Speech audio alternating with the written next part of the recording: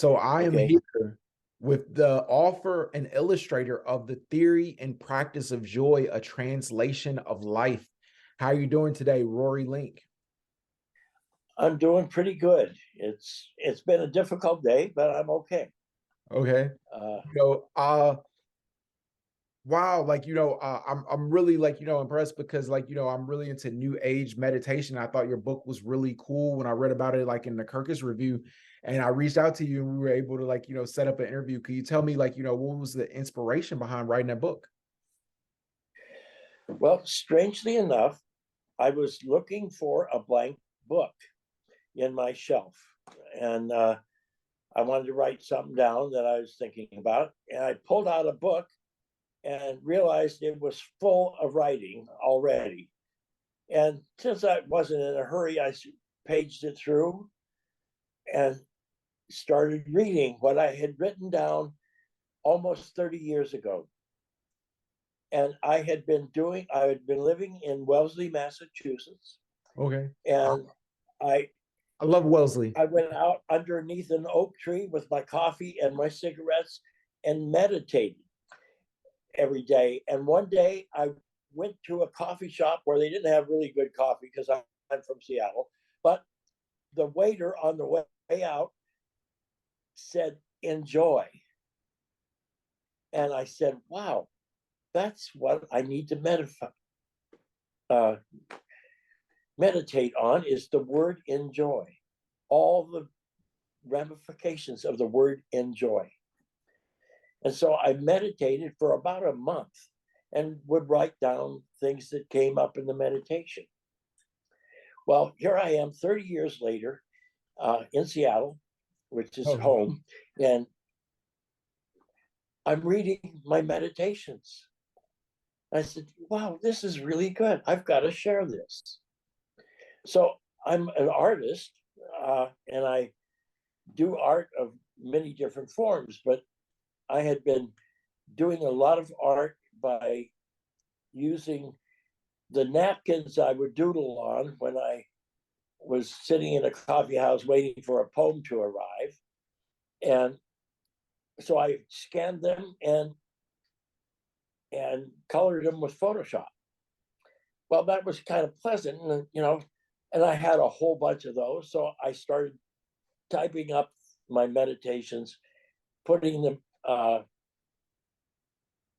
the photoshopped napkins in, which are most of the things like this. I don't know, in this, yeah, you can almost see the pattern of the napkin in the image. And some of them you can actually see the edges of the napkin, and others not so much. But it became very pleasing to me. And uh, pretty soon I had a book that had every other page being an image. And I don't know if you could see this. You may be seeing this online. But and then I found somebody, a neighbor, another poet turned me on to that helped produce books. And she helped me put together. We had a really good working relationship and put it together. And I sent it off to Ingram Press and self published. And I've had great feedback on the yeah, book.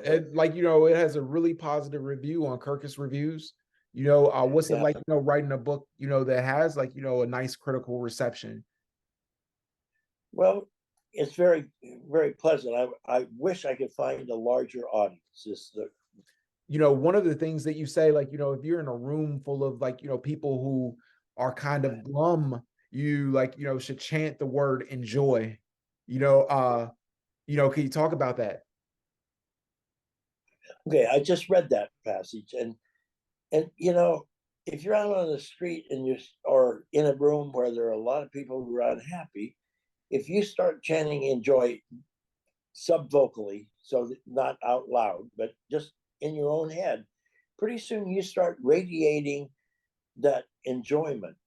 and people around you start smiling, and one, it's like, and I've done this quite a few times. You can really influence the people around you, and it's not just mental telepathy or anything. It's also your physical body starts changing as you're chanting in joy. The title of the book, like, I feel like it's kind of academic sounding, the theory and practice of joy, but like I think like, the book is a little bit more fun. Could you talk about like why you decide to title it the way? Well, I tried to figure out why myself. It's you I wanted something that would catch people's attention. And there are a lot of books out there that say joy or something like that, have joyful in them. And I've read some of them, and some of them really very good. But I wanted something that just could kind of give the indication you too can have joy, and here's how it happens. And you know, I did have at least a partial academic career. Okay. I went to college for 3 years. Where'd you go to college? uh, I went 2 years to WSU and 2 years at the University of Washington. I did not graduate. I dropped out because I found art, and I just didn't have time to go to school when I was making a living and doing my art. Right. Like, I I'm an artist myself. Like, I think like, the reward of like being an artist is so gratifying, but like, it's also one of those professions is like, sometimes is unsure, like, how did you like, get the courage to take that leap?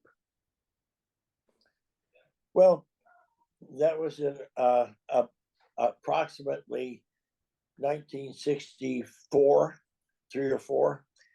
And by the way, I'm 82 years old now. So that was at the beginning of the hippie era. It was during the transition era from beatnik to hippie, and the hippies were just coming on. And uh, I guess I had no doubt that I could survive.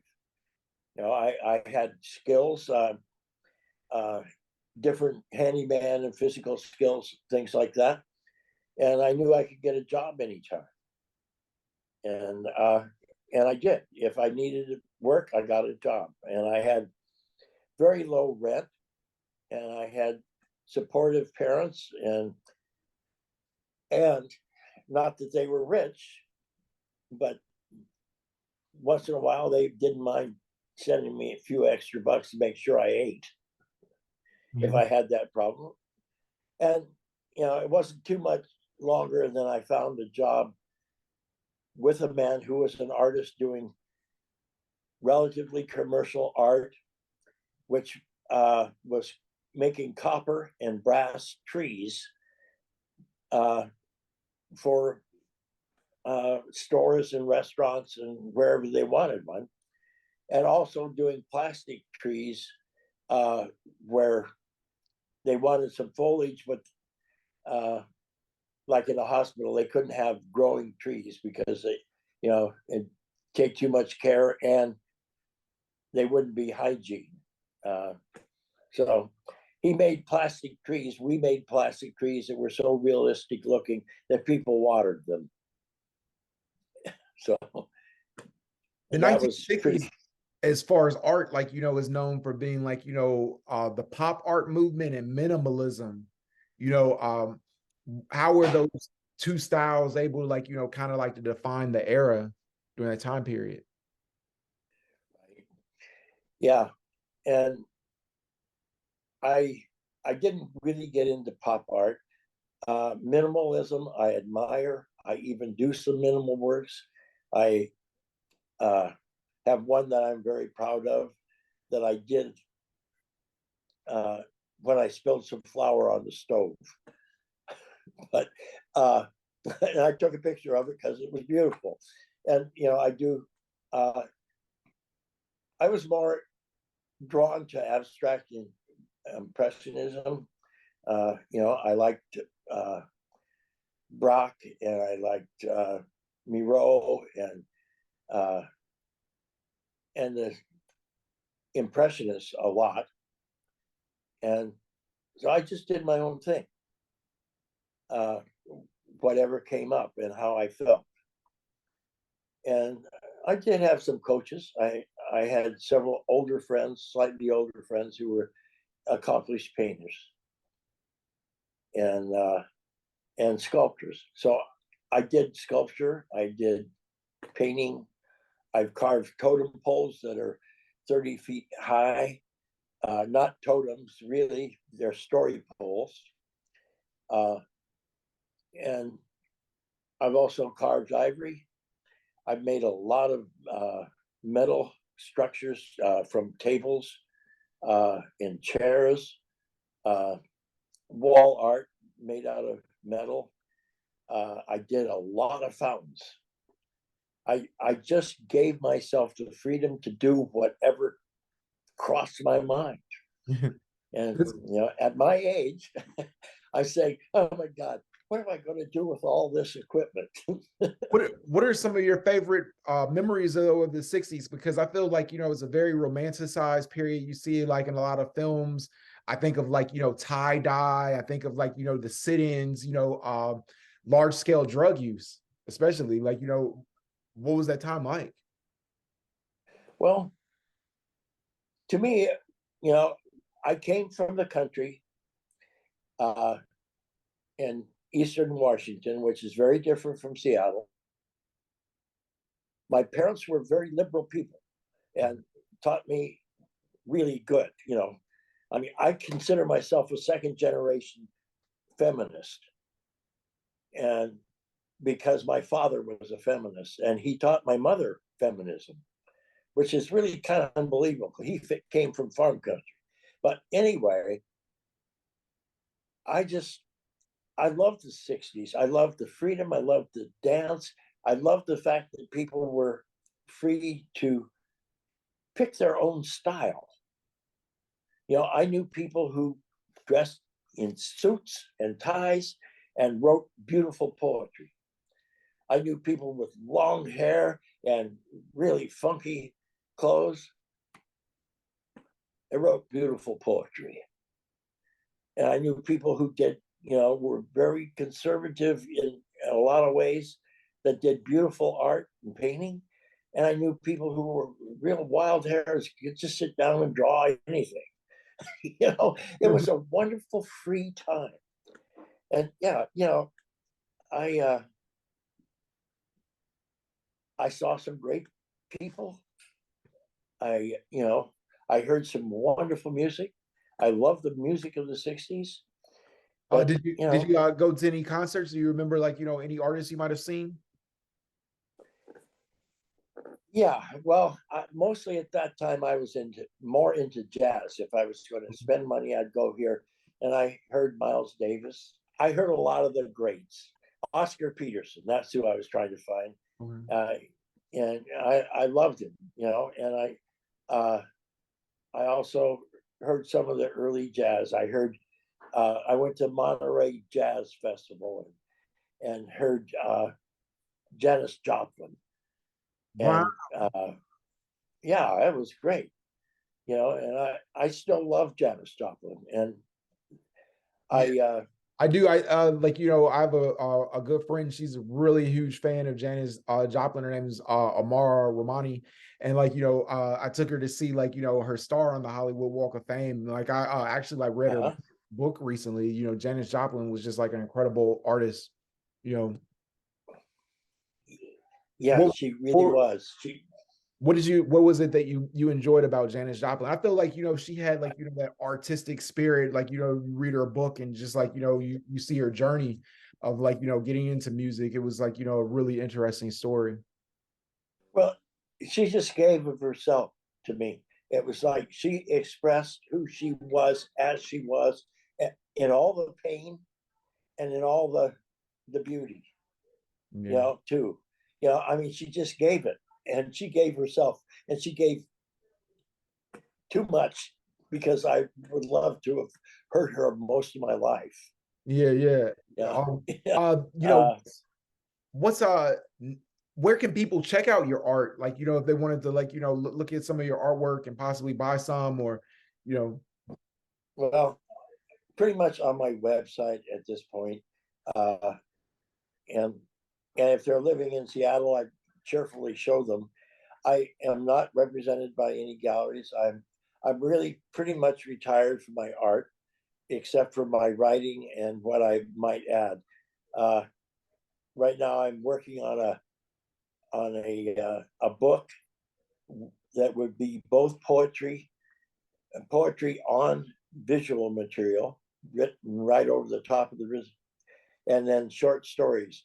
It's all about Coyote the Trickster, uh, who is really important to me. I grew up with coyotes singing to me at night on the hillsides, and I encountered the coyote stories of the Native Americans when I was maybe 25 or less, yeah. and I just loved it. And Coyote and the Roadrunner, I love those too. But the thing is I have written a bunch of stories similar to the Native American stories, because I realized that no one has written the stories of what Coyote has done since about 1850. So I wrote the stories for the 21st century. Wow, that's incredible. I've always wanted to take part in a peyote ceremony. I thought like, that would be really cool. Rory Link, what would be your advice, to just people, you've lived a long life. I'm sure you have a lot of wisdom to share for, people who are like, watching like, the video, like, what would you tell them? I'd say try to enjoy and do the things that make you feel joy. Because if you're feeling joy, you're not going to be hurting people, and and you're going to actually help the world. Just do the things that you enjoy and share your joy with others.